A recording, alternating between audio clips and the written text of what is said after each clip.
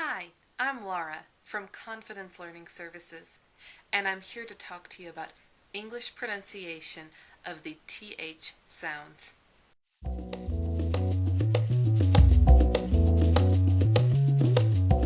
The sounds represented by the letters TH and th are two of the most difficult sounds to pronounce in the English language.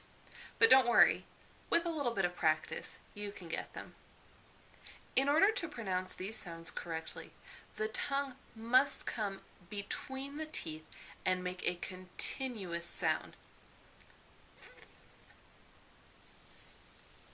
And th, th.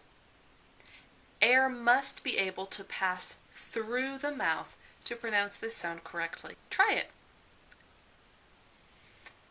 And th. If you cannot make the sound continuously, you're not pronouncing it correctly. The two versions of this sound are called voiced and voiceless. The voiced version has vibration in the vocal cords that you can feel in your neck, th, th, while the voiceless version has no vibration. These sounds can happen at the beginning or ends of words. Here are some examples. Them, thick, other, birthday, breathe, with. Did you notice that some of the words had the voiced th sound, while other words had the voiceless th sound? Try pronouncing each word correctly with me, with the tongue between the teeth, making a continuous sound.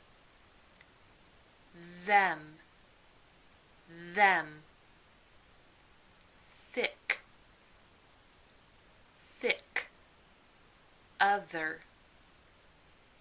other, birthday, birthday, breathe, breathe, with, with. Now let's try a sentence. I think this weather is better than the rain we had on our third trip. Listen again. I think this weather is better than the rain we had on our third trip. Try pronouncing it with me. I think this weather is better than the rain we had on our third trip. In English, we do not like to get rid of the TH sound in any of our words, even if the word is not stressed. So make sure you pronounce the TH sounds th and th completely and correctly each time.